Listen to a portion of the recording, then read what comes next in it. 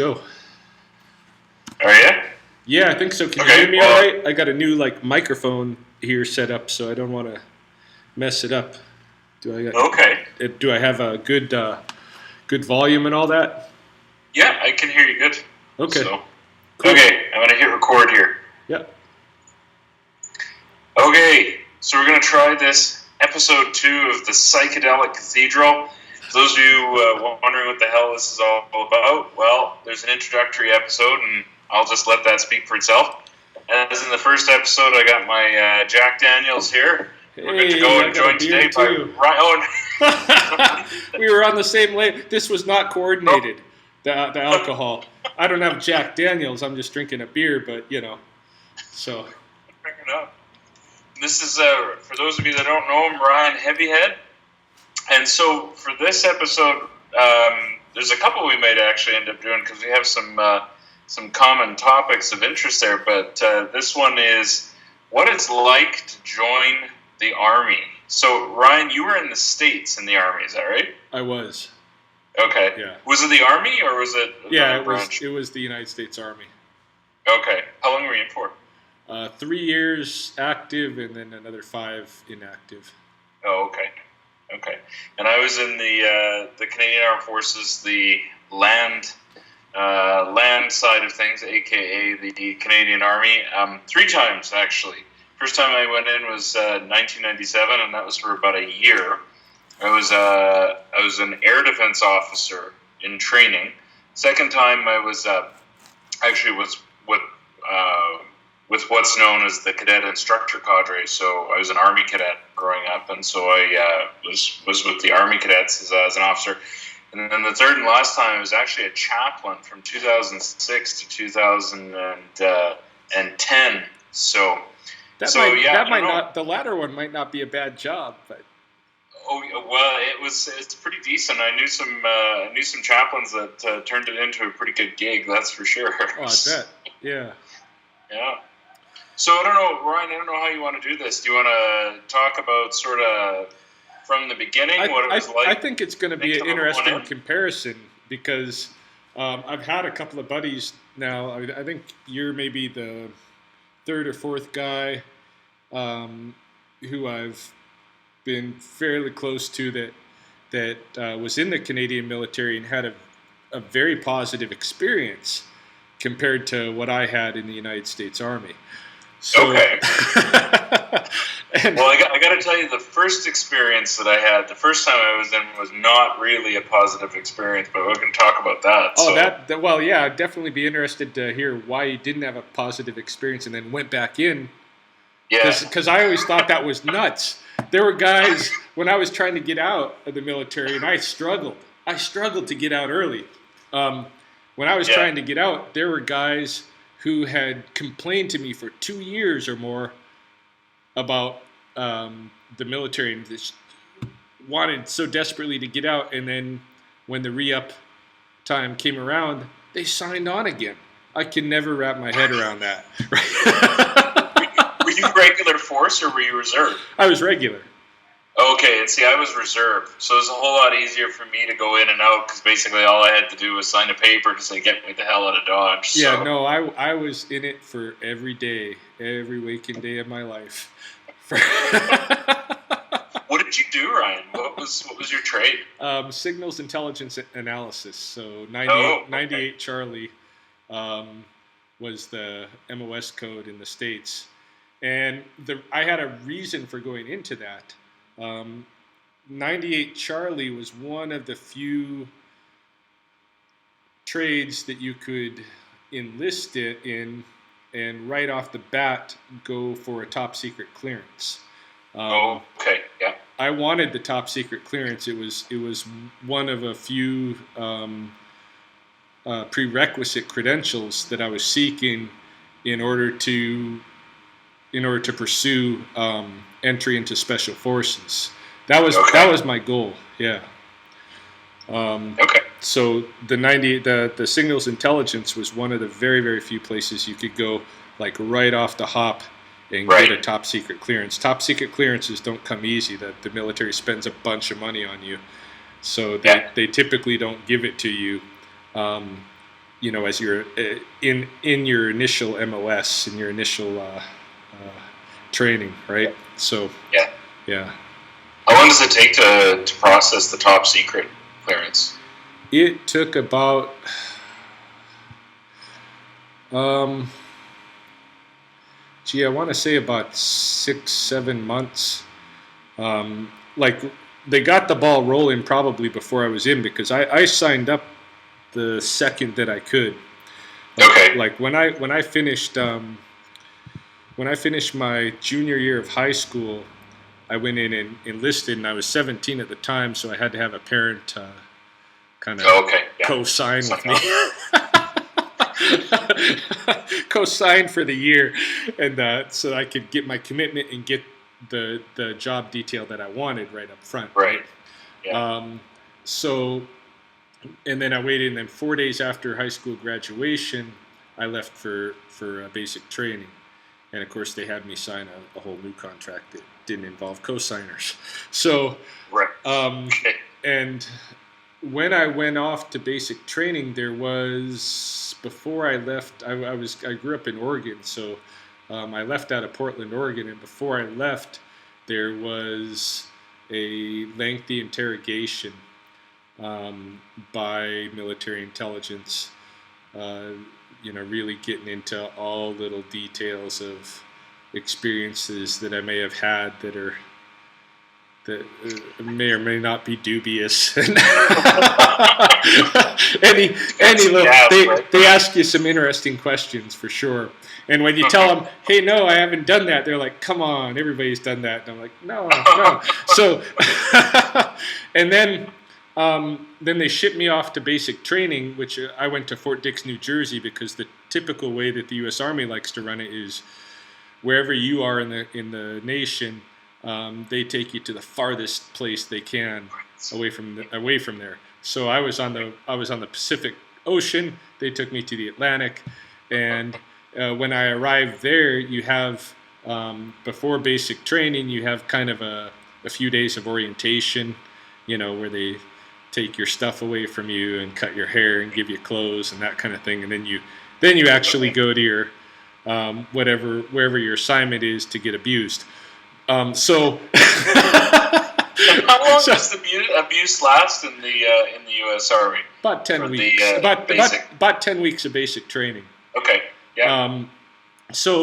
But for us intelligence guys, when we get to that preliminary orientation station, we go through the 2 or 3 days of the orientation, and then we're held back because we have a bunch of more interrogation to go through regarding our top secret clearance, or whatever clearance we're going for. Not everybody's going for top secret clearances.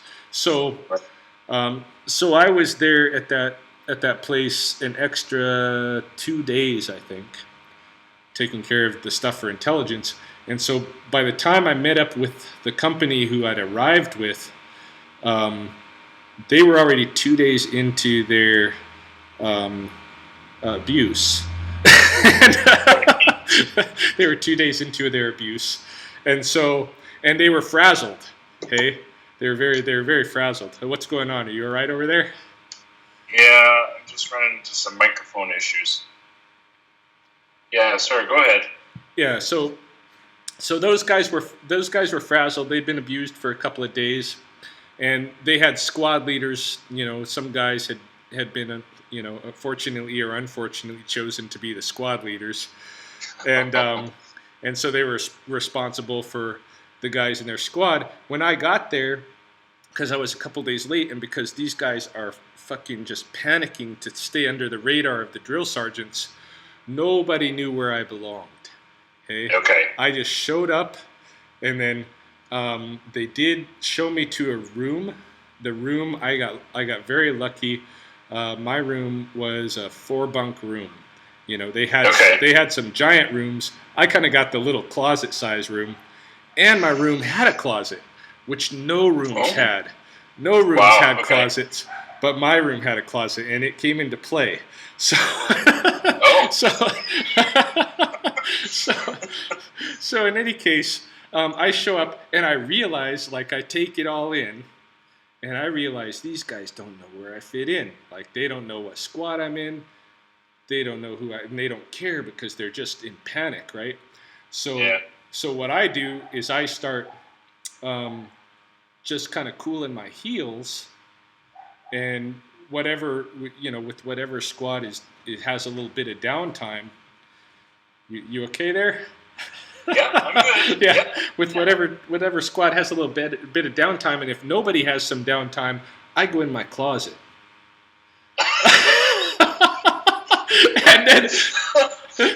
and then and then every morning that we have formation, I go out to formation and I stand in a different squad every day, so that nobody can pin me. Hey, nobody knows where I belong.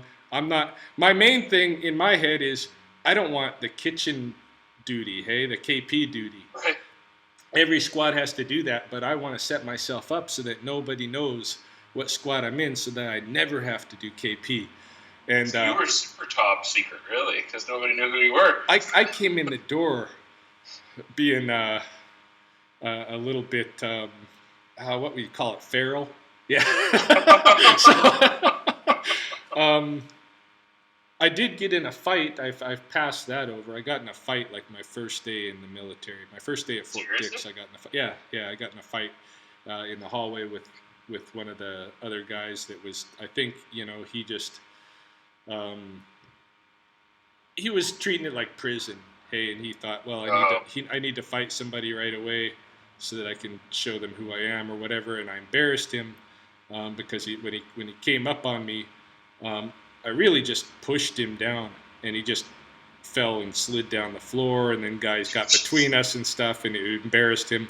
So for the rest of the tour there, of course, he was like eyeballing me and wanting to give something back. Hey, and this became one of the banes of my existence in basic training. Was I ended up, by the time it was all said and done, I had 2 or 3 guys that really were looking to find a way to beat me up at some point. Wow. And it never happened. And I planned for basic training to be terrible. Hey, like, you always know when you go to boot camp, you're going to get abused, right? So I completely expected that, and I was fine with it. I went through basic training, and I was fine being a soldier. I was happy still. I was happy in the military still. Okay, and except for, let's see, there was the one instance where they gassed us with the TS gas. Oh yeah.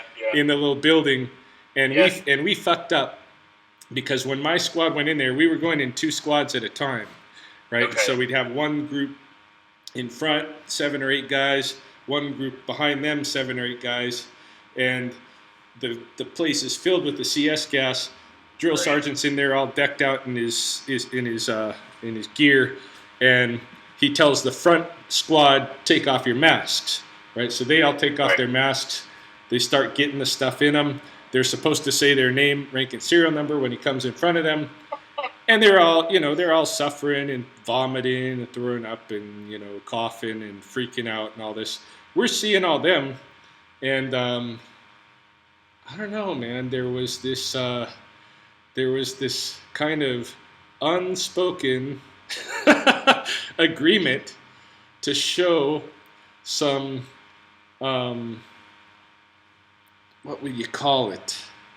Consolidarity is not the right word, but basically, when the first squad got to leave, and you're not supposed to run, but they got to leave one at a time out of the door, and our squad went up, us boys decided to hold hands. And yeah, we just felt like, we're going to support each other. Let's hold hands. We all linked hands.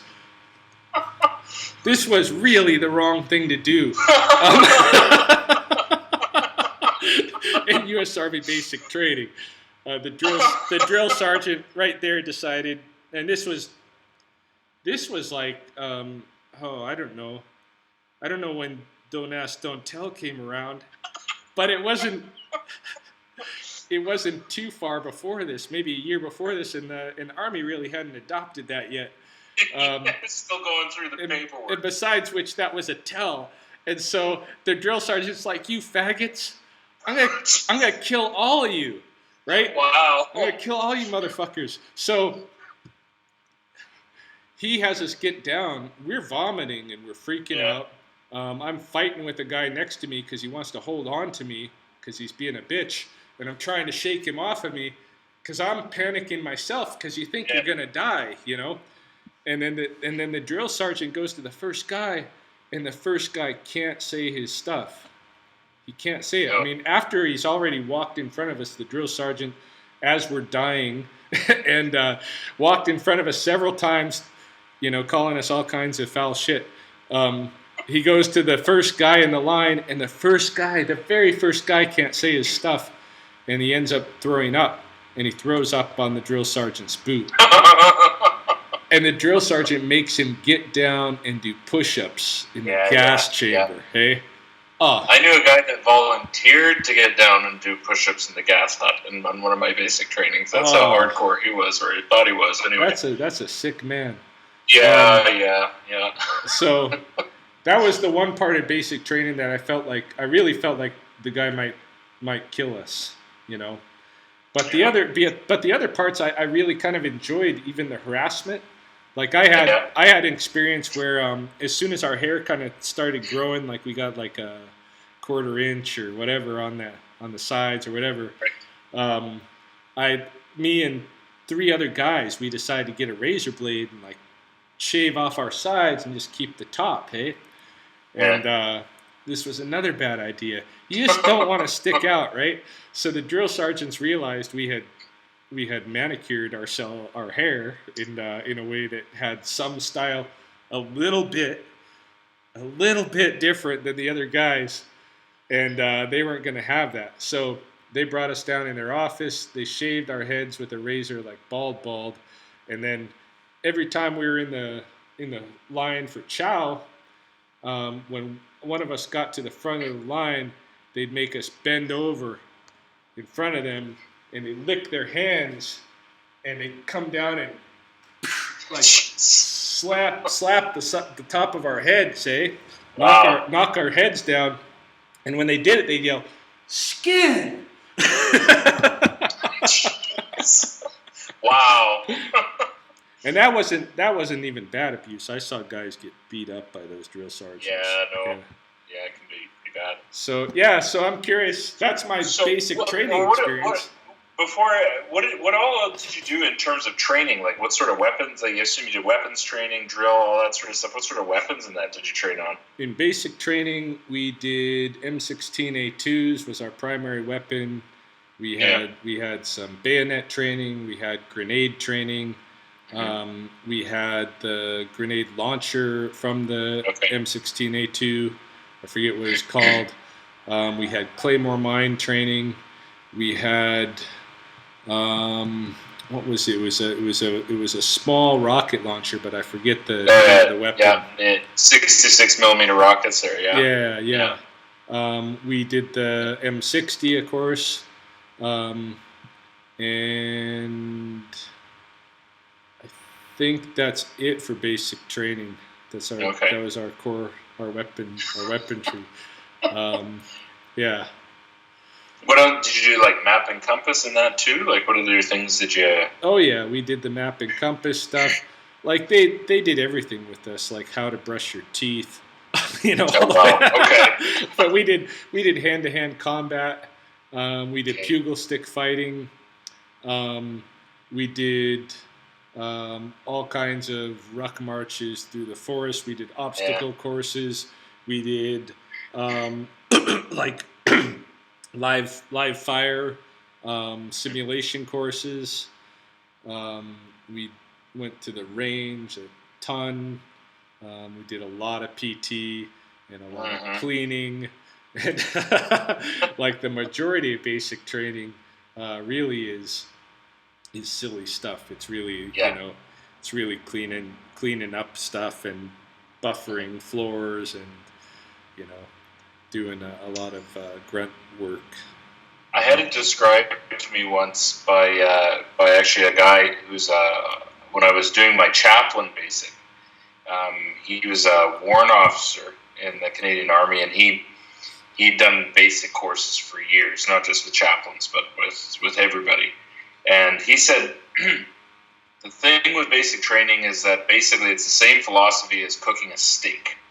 Mm-hmm. He said, what you want to do is you want to sear both sides of the steak, and then gradually, as the training goes on, you turn the steak down and kind of let the juices cook under their own power, which is kind of what it is. Because in Canada, the basic that I did was a little bit different because they do officer and non-commissioned member basic different. Like you do a lot of the same things. Oh yeah. But it's different cohorts that you do it with. Huh. And so yeah, in the non-commissioned members, like it's pretty strict, or at least it was. I'm not sure what it is. This is a few years ago now. Like you're confined to barracks basically on your off time for the first 5 weeks of the basic, 5-6 weeks of basics, and then gradually they start letting you out, like maybe, on a weekend, maybe, or right. For 1 or 2 nights out of the week. But the experience, it sounds pretty similar because most of the barracks that you go into for basic, their H blocks is basically the standard building where they house people for basic, and it's usually 4 to a room. And I'm trying to think, if there's 2, no, there might be 4 closets in them. So everybody has a closet. Oh, yeah. But it's all uniform though. So there's actually a binder that they lay out basically the first day that you arrive in basic. Usually there's a bit of it, like you were saying, there's a bit of an orientation. So when I went, before actually starting at the infantry school, I went to Gagetown, New Brunswick. And the basic is actually divided up into, it's a 13-week block for the officers, divided up into 3 sections. So the first 3 weeks is what they call your phase 1, part 1. I got that right? No, phase 1. Then the 7-week block after that is phase 2, part 1. And then the third block after that is, it's a 3-week block, and it's phase 2, part 2. The first phase is, so before you do that, there's a general orientation. So in Canada, at least when I went through, the reserve officers and the regular force officers were in the same cohort. So actually half of my company were actually Royal Military College of Canada students, which is basically the Canadian equivalent to West Point or Annapolis or right.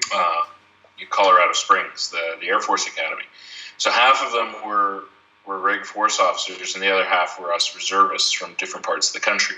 And it was all, the first part of the basic training was done at the infantry school in Gagetown, New Brunswick. It's different now because you actually go to Saint Jean, Quebec. They have a massive complex there, and it's the structure of the training is a little bit different too. But so basically, before showing up for basic, there was an 8-day orientation that we had to go through where you learn basic drill. You would learn some basic rank structure, some of those administrative details. Bless you.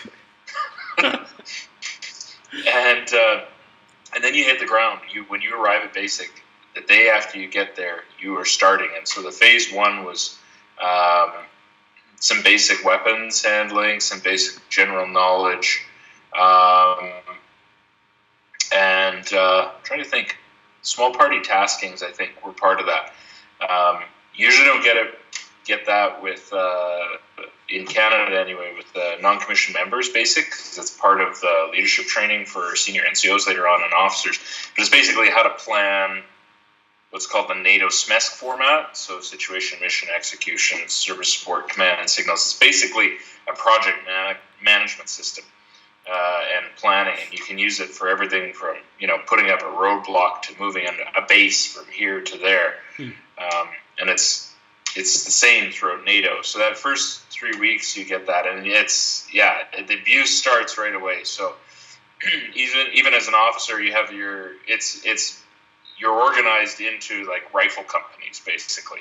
Right. As an officer cadet, and you have section commanders who are sergeants and platoon warrant officers who are the 2IC of the platoon and the company sergeant majors and all that. So it's the same organization as in a Canadian standard infantry rifle company.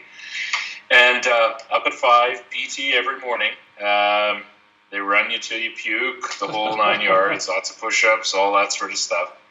Then the phase one is in terms of, and they start the sleep deprivation right away. Right. So you're up at 5, but they keep you busy enough at night cleaning, and all your lockers, all your closets, all your dressers and drawers have to be uniform throughout the entire barracks, not just in the room, but the barracks. The shirt goes on the top left-hand corner. The razor is the first thing on the left, right. The bottom left-hand corner, like all that sort of stuff. Your hangers are all pointing in the same direction in the closet.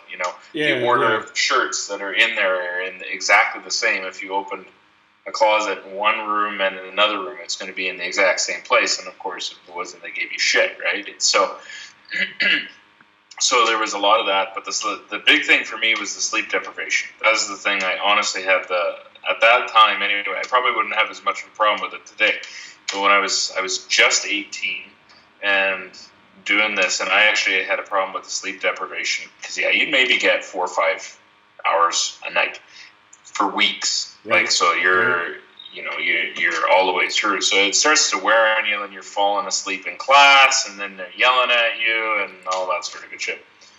And the 7-week for phase 2, part 1 is so you do range, lots of range, and in Canada they train on the C7, which is basically the equivalent of the M16, C9 machine gun. You don't do the 50 cals or anything like that, and at least we didn't. We did some grenade tossing. We had some mine training, but not actually, like, no demonstrations of mines, like claymores or anything like that. We didn't actually even do the 9mm pistols either, which is a standard sidearm. So I thought that was actually a little bit weird when I was on my basic. And then you do the M72, the rocket launcher. So I got to do it twice. Those guys only got to do one live fire with the M72. And I got it twice because I thought it was pretty cool. The first time I did it, so what they have is that you go to the range and you're all by yourself and the instructor. And so, you get some close and personal time with the instructor. Right. And so basically what they have is they have old tanks. Old traction tanks out there, Yeah, filled with cement, right? So looking at this tank, and I got my M72, and you're supposed to hit the tank, except in front of the tank, it had been, so in New Brunswick, it rains a lot, and it rained a lot this spring that I was there. There happened to be this giant puddle of water in front of the tank.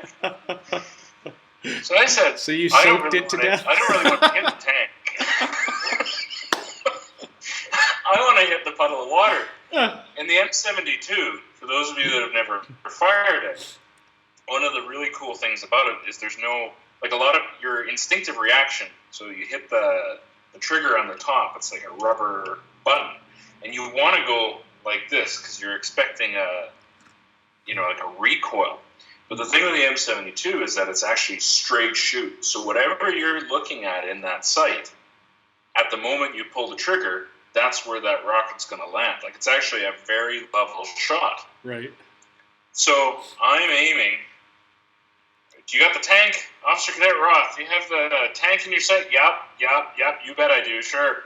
All right, so you get the clearance to fire, and I launch the rocket up. Boom! Hits the water puddle. The guys in my platoon were probably about 100, 150 meters away in sort of a tree. All of a sudden, I hear this, fuck! Coming from the trees.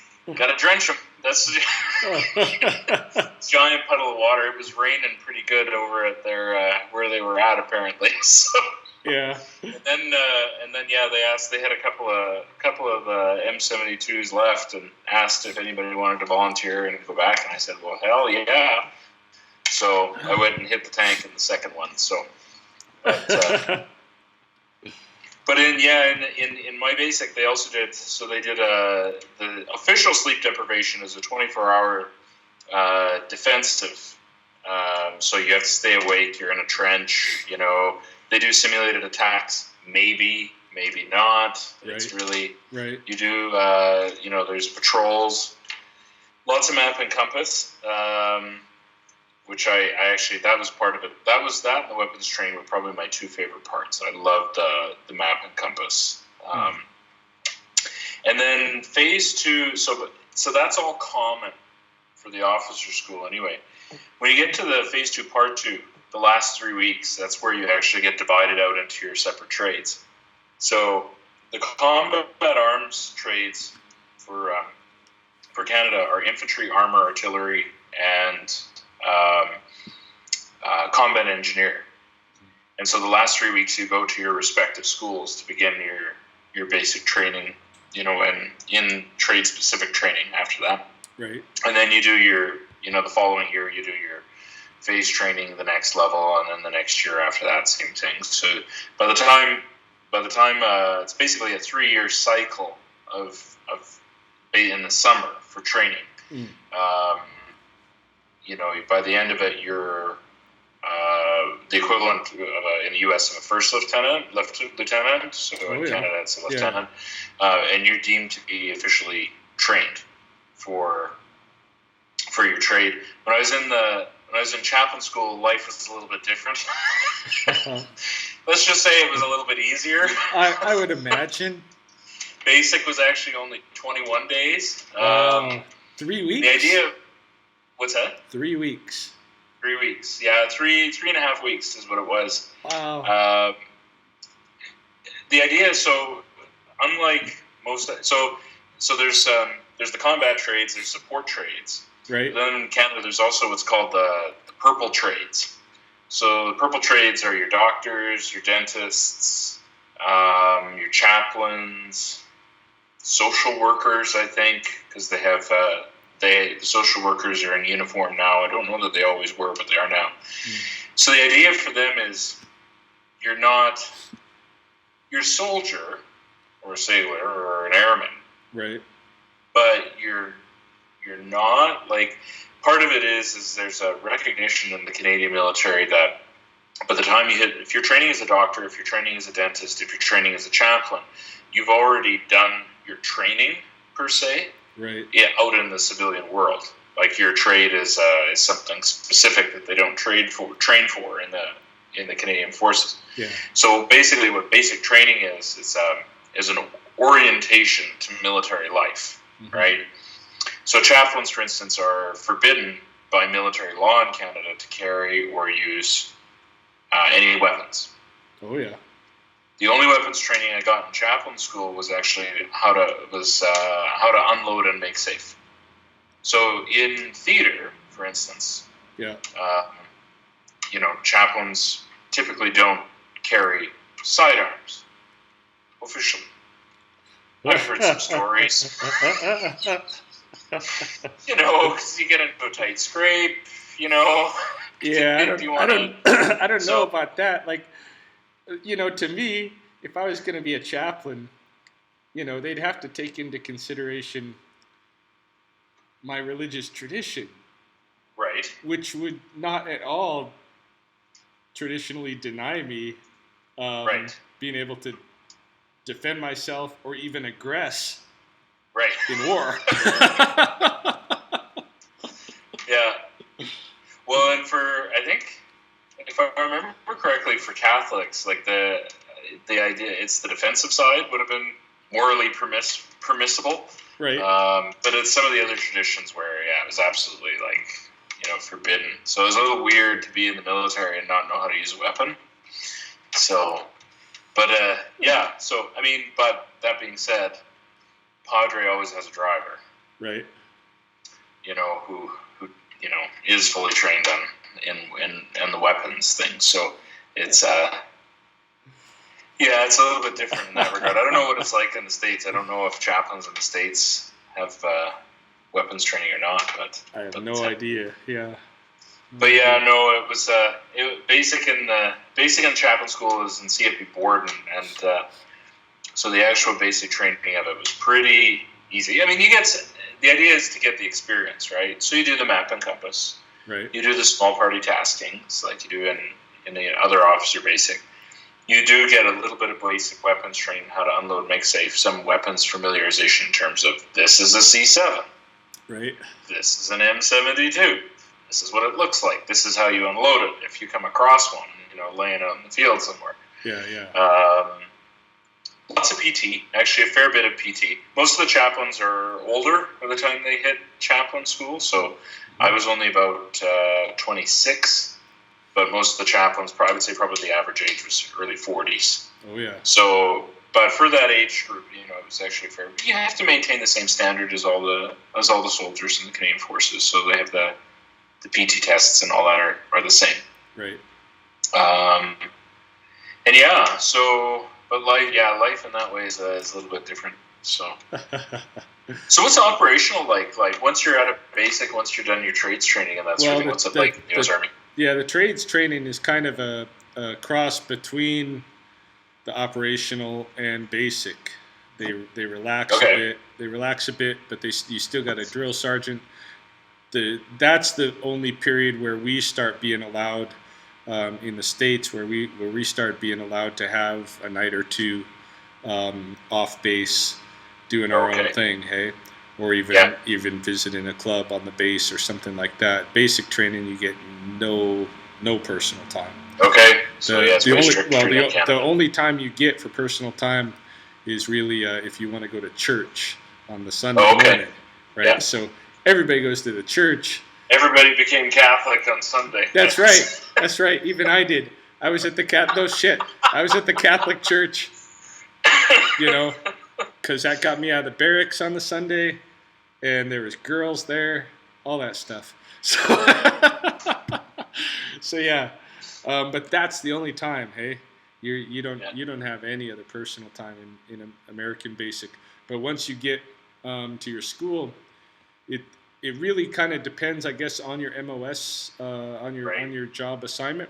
Because I picked military intelligence and a complicated branch of military intelligence, they eased up on us quite a bit.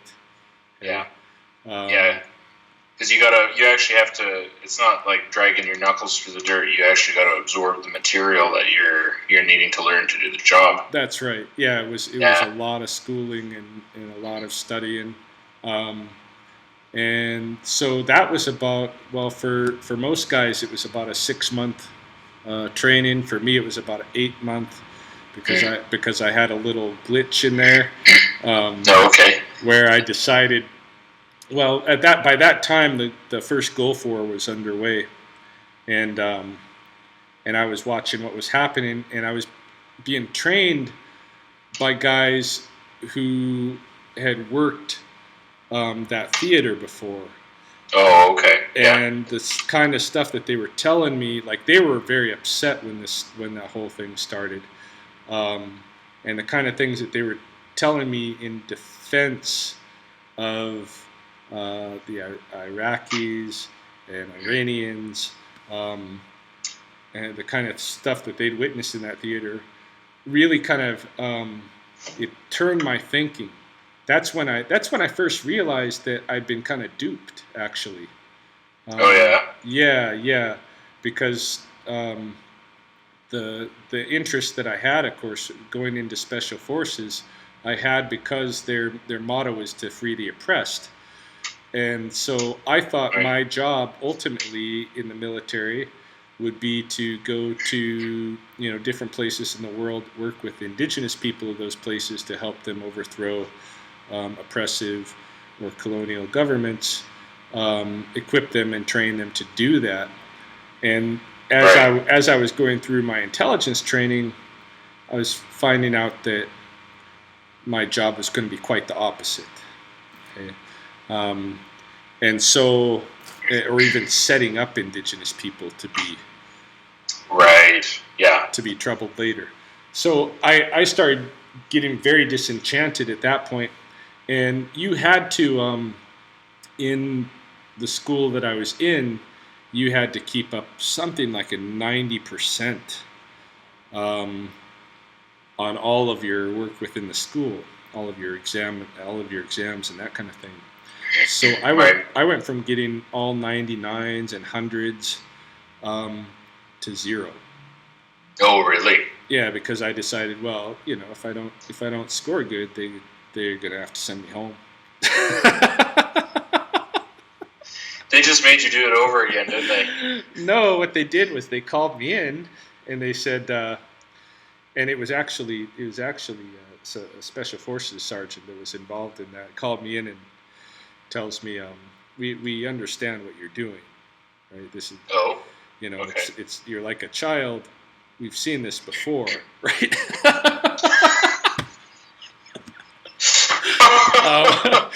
So he says, so we're going to send you to work with the Air Force SPs for a little bit, and SPs. Yeah, the special police. Okay. Because I was being trained in intelligence on an Air Force base, so we're gonna send you to work with the Air Force SPs for a little bit, and then we're gonna call you back and find out what you want to do. So I went to work for the SPs for about a month and a half, something like that, being a cop on the base, and then I went. And then they called me back and they said, "Okay, so are you ready to go back to school? And because we got another group going through now, they're about where you were when you messed up. Are you ready to jump in?" And I said, "No, I don't want to be here." And they said, "Well, here's your choice, right? You're gonna jump in, and you're gonna go back to getting 99s, 100%, or you're gonna mow the lawns on this base for the next 3 years." Right?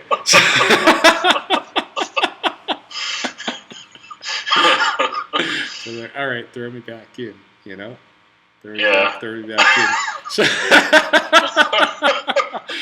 your grades improved markedly, I imagine. Yeah, I went right back up, finished my thing that I needed to finish there, and they sent me on an assignment that was meant to punish me, which was they sent me to Louisiana, Fort Polk. Nobody goes to Fort Polk unless the Army's mad at them.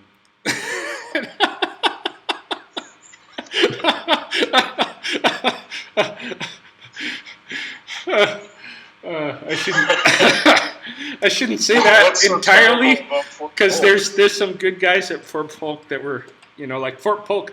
Like when 9/11 happened, that's where George Bush went. He ran to Fort Polk. Oh, okay. Yeah. But so Fort Polk, we work at live missions. Like it's not the base is an infantry base, but there are sections of it that are really military intelligence run, and so we work live missions there. But it's just, the place itself and the isolation in the swamps of Louisiana, it's painful. All your friends got to go over to Germany, or go, some nice place, and you're in the swamp. So I went to Louisiana, and I decided that I'm going to start off in Louisiana crazy. Because if I start off crazy, they won't know that I was normal ever, right? They won't know that I was normal ever. They'll just know me as this crazy guy. They're going to want to get rid of me, right? Right. So when I come in, there's You're again... like Klinger, seriously. It got to be like that, right? It got to be where I was actually like the joke of the platoon. They weren't going to let me out, eh? But it got to be where I was the joke. The funniest thing, I should say before we go away from there, right in the door, you have another kind of day or so of orientation. I spent a night with incoming guys, okay? And in that space with the incoming guys, I purposely, when we went to bed, I just waited a couple hours. And then a couple hours time later, I start screaming, "Ah!" Getting up, pacing around the room, "Ah!" And then went back to bed like it was nothing. Like nothing had ever happened, hey? just to start setting the stage.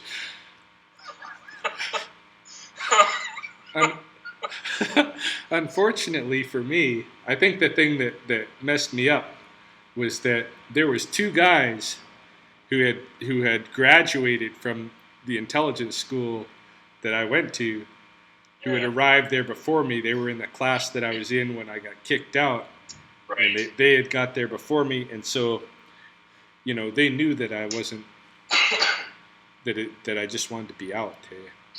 Right. So I think that's what screwed me. The funniest episode was when we were going to have this really big, this 4 or 5 star general was coming through, and there was going to be a base wide inspection, and guys were preparing for this for like at least a week, shining everything, cleaning everything, and the deal was, if you got through the inspection with no demerits, no negative comments against you, you get the next day off. Whoever has the least problems in the inspection gets the next day off. Right. And so everybody was preparing, like wickedly preparing, and I did nothing. Hey. Zero preparation. My stuff in my room was all fucked up. My boots were all scuffed. I didn't shine them. I didn't iron a thing. I didn't do anything. I just went to go stand in the formation in my uniform. And they were walking through. And, they stop at everybody, look them over, say a few things, and then the commander behind them is taking some notes and stuff like this, right? Eventually he comes to me and he looks me up and down and he asks, "Where are your dog tags?" And I pulled them out. They're right here. And he reads them and he says, "Humanist atheist." That figures. And he lets him go, moves on. But really, I had got no criticisms, right? Nothing legitimate that they could use against me. I'm the one that got the day off.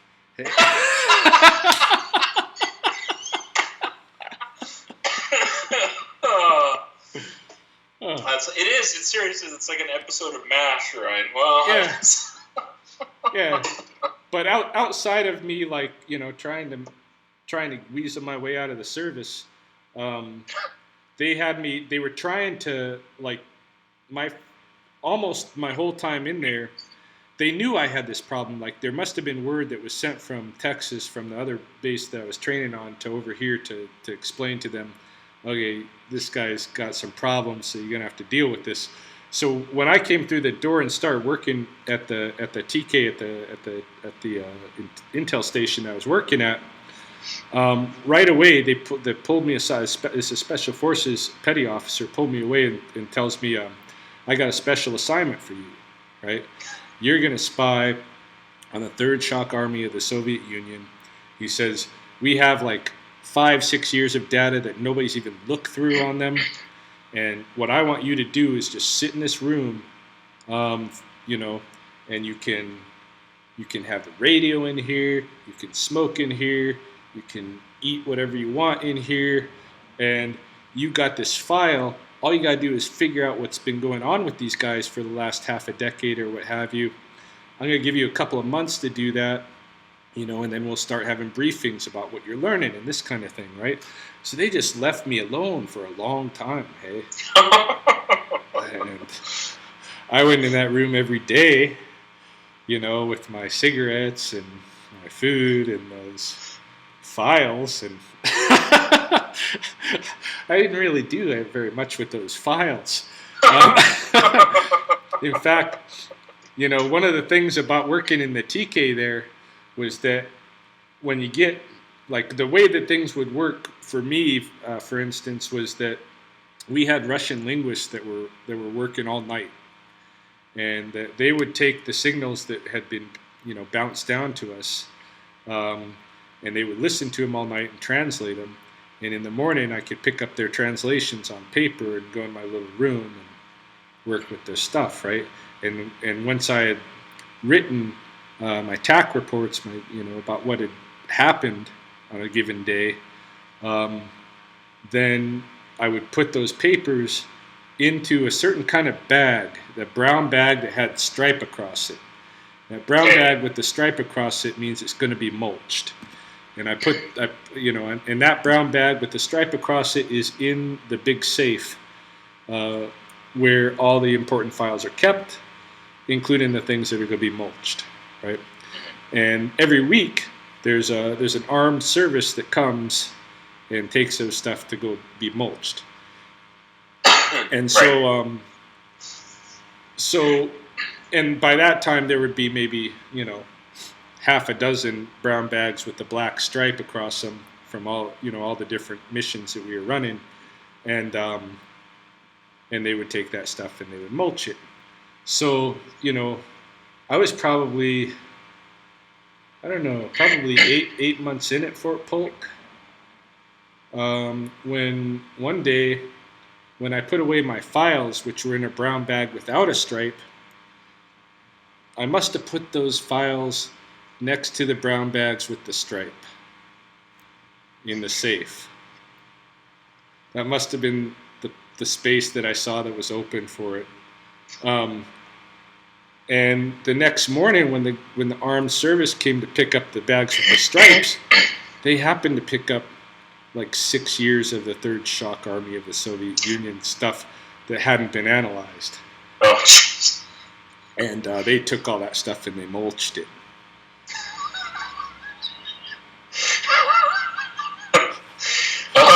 Everybody's safe, Ryan. That was the world will be safe. Breathe easy. Now I had a guy tell me he would kill me for that. Tell me that if we ever go like fight, he's gonna kill me because I did that. Well, you didn't actually really do anything. You just, I just put my stuff away in the safe, and those guys weren't careful about what they took.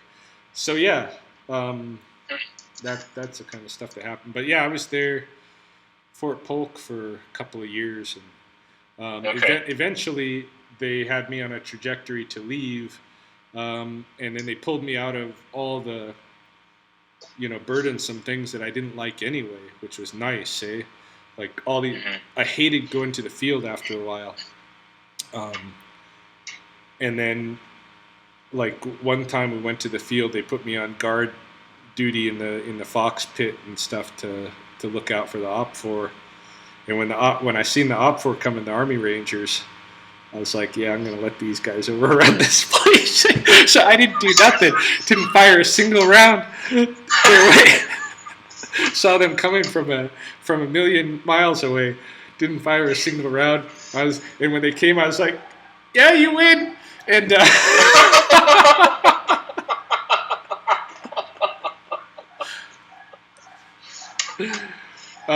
so then they decide to put me on the OPFOR.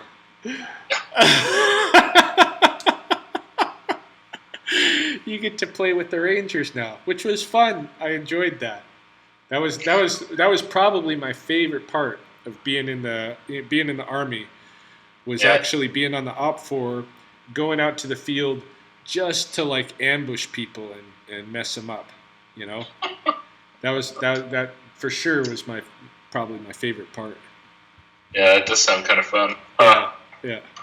Oh, that's pretty cool. No, I knew some of the chaplains. I mean, this is 10-year-old information now, I suppose, but who worked with, let's just say, some of the more secretive elements of the Canadian Forces, and I think they had a pretty good time. They would disappear for weeks on end, and you have no idea where they were at, and they would just sort of reemerge in the mess one day. And I thought that if I was going to make a trade out of being an Army chaplain, that was sort of the area that I wanted to be, because it sounded like it was kind of an interesting role. But yeah, right. Yeah. So what was it like to get out? What was sort of the process of getting out of the Army when you were ready?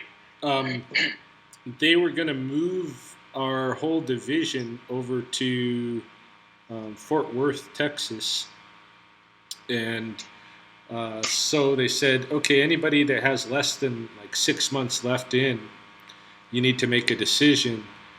Are you going to re-up and come with us to Fort Worth, or are you going to go home? And I was like, I'm going home, motherfucker. So I was happy. And there was actually me and two of my buddies, we all got to opt out. We were all like, no, we don't got enough time and we want to go home. So, so we started the paperwork for that. There's about a week long bunch of, it's mostly filling out paperwork. Okay, it's mostly filling out. There's a lot of tax stuff. There's filling out. I don't know what, I can't even remember what it all was, but I remember it was mostly paperwork. A bunch of different places we had to go to get certain stamps and get certain paperwork completed and all this kind of stuff so we could get the heck out of there. My last day, the sergeant major attached with our company come to find me and shaved my head absolutely bald. Like straight razor to the skin, shaved my head just to fuck with me one last time. It's funny when you were talking about that with basic. When I was on basic, I was actually against QRNOs, apparently Queen's Orders and Regulations, to actually shave your head at that time. Oh yeah. In Canada, you weren't actually allowed to have. It had to be 1/4 of an inch, I think, is what it was, because otherwise you might be considered a skinhead, which was a chargeable offense. Right. So, yeah, you couldn't actually shave your head bald. Like, I don't know that I would get away with it. I suppose now I probably would. I think the rules have laxed a little bit, but... Yeah. But in Canada, yeah. Yeah, in Canada, when I was at CFB Petawawa, which was an operational base for the second Canadian Battle Group. When I arrived, they had just gotten back from Afghanistan. And at the time, this is 2007 that I was there, I was the chaplain for 2 service battalions, sort of on an acting basis. Our chaplain, the main chaplain, had gone off to Afghanistan to relieve some of the chaplains there that were going on leave, and the other chaplain had been posted out and the new one hadn't arrived yet, so it was me, the second lieutenant chaplain here for a battalion of 900 soldiers, just got back from Afghanistan. I wasn't even done the seminary yet. So anyway, it was for leave day, they estimated that it was mainly out of the infantry battalions, but also the armor and the artillery, 70% of the officer corps, after their first rotation, had put in their papers to leave. Because they're, fuck this, we don't want to be responsible for this at all. And they all wanted out, which is why now, even to this day, I saw it on TV, you have the youngest major I had ever seen, and this is hanging around the military for years. He was 28. In charge of a Royal Canadian Regiment rifle company, and there was a guy, as I was leaving, he was getting a bump up to lieutenant colonel at the age of, he was either 32 or 33, as a battalion commander. Wow. Which, during times of war is pretty common, like World War II and that sort of thing, but not Afghanistan. This. Yeah. So, but for leaving, like a medical leave can take 1.5 years to process. Wow. In the Canadian Forces, like that's how long it can, like a medical release rather, can take 1.5 years to process, depending on what it is. So it can take a long time if you're a regular force soldier in Canada to release once you decide to do it. Yeah, it does take a while in the States too, but you're talking maybe 6 to 8 weeks. Mm-hmm. Yeah. So, and everybody in the States has to sign up for 8. Right. You sign up for 8 years of service. Oh, okay. And depending on really on what MOS you're going into, you can opt for an initial tour of 2 years, 3 years, 4 years, 6 years, all 8 years, depending on what you're going into. The least amount of time that I could opt up for was 3 years, so that's what I decided to start with. I'm glad I didn't choose more than that, because I was extremely, like, I had planned from the time I was 12 years old to go into the military, so I knew what I was doing, right? I could have very well signed up for 8 years active, but glad I didn't take that route. Yeah. Yeah, in Canada it's 5, I think. It's sort of, you do your initial 5, and then if you want to stay, you sign up for another 20, I think is what it is. So, so it's an interesting gig. Cool. Yeah, I don't know. From the guys that I've talked to that were in Canadian services, and the guys that I've known well who were in there, they really seem to, like, even talking to them about their maneuvers and their time in the field and these kind of things, I think they were privy to a lot more of the kind of managerial side of the military than your typical kind of E1 to E4 enlisted man in the States, eh?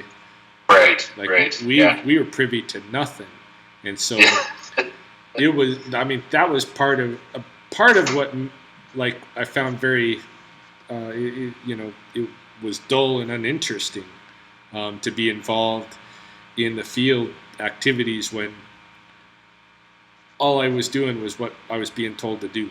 Go do this, go do that, go do this, go do that, and I didn't know what any of it was about, and that sucks. Right? Well, in Canada, I think it's because it's so much, the military is so much smaller. Like, everybody has a basic trade, but you have a secondary trade, and it's always infantry. So everybody, like Navy, Air Force officers, Navy officers, all Army officers, that except for, like, the purple trades that I was mentioning, all go through the infantry school, or through that, basically do section attacks.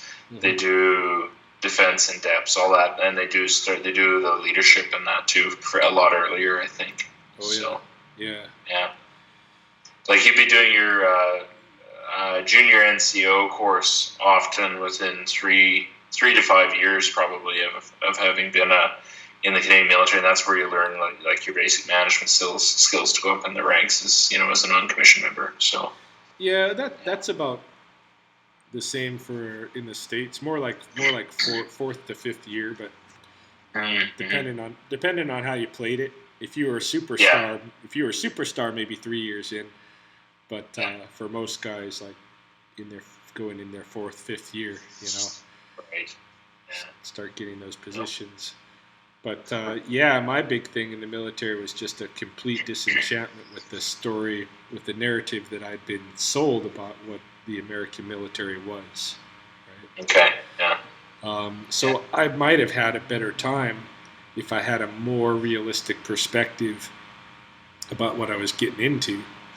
Well, if you knew what it was exactly that they were doing. Yeah, but then I probably wouldn't have went to begin with.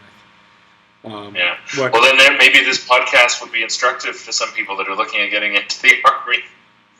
You know what? You want to hear something funny, man? They have that Jedi church, right? Yeah. So I'm on Facebook, and the Jedi church has a Facebook page or whatever, right? Okay. So I decided to check them out. I get onto the Jedi page, and what it is it's a lot of young guys who are trying to sort out their lives, right? For the most part, it's a lot of young guys trying to figure out what to do with their lives and this kind of thing. And a very common question on the Jedi Church Facebook page is, I'm thinking about joining the military. Should I go into the Army or the Navy or whatever, right? And these are mostly American guys, right? These young guys. Yeah. So I would comment in there. I'd be like, yeah, go ahead and go in there, you stormtrooper. You know,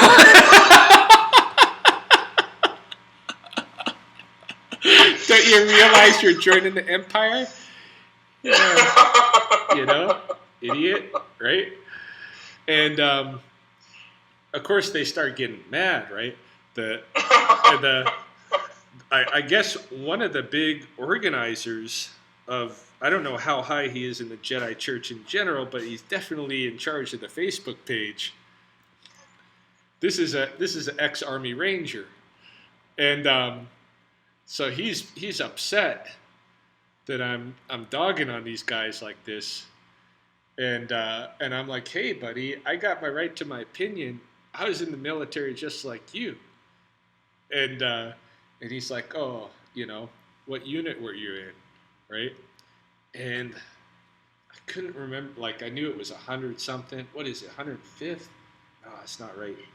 109th, maybe 106th. I don't know. So I was like, I was in the 101st or something like that, military intelligence battalion. Like, it meant that little to me that I didn't even remember the name of the company that I was in for a couple of years, right? And he's like, that's bullshit. Like, the 101st is Airborne Battalion, motherfucker. I was in there. And he goes off on me. He's like, you were never in the military. I was like, I was. He's like, no, you're an imposter. And it blew up into this big thing. I ended up having to leave the Jedi Church because I was a military imposter who was feeding these young Jedis who wanted to join the Empire. I was feeding them, you know, all this bad advice and stuff. So, yeah, it was interesting. Excommunicated from the Jedi Church. I was excommunicated from the Jedi Church for not remembering the unit of the U.S. military that I was in that I hated for 2 years, you know, 20-something years ago, right? Hilarious. That's awesome. Yeah, it's terrible. Well, thanks for doing this one, Ryan. Hopefully, we'll get to do a few more and maybe some martial arts stuff and Comic-Con stuff. Yeah, going forward. Today would have actually been, well, we'll visit it soon, but this would have been a kind of what would you auspicious day to do a martial arts one, because as you probably have heard, it was made official today that Conor McGregor from the UFC is going to fight. He's going to fight Floyd Mayweather August 26th, I think it is. Oh wow! Okay, it's happening. And I know I know that fighting is not everybody's perception of martial arts, and it's not my whole perception either. But today's a big day in the martial arts world. Yeah, that's pretty big. Yeah. Awesome. Well, maybe we'll do it. Maybe we'll do some sort of podcast for that. So yeah, for sure, man. Sounds good. Well, thanks for doing this, and everybody else, we'll catch you next time. Cool. Thanks, man. Yeah, man.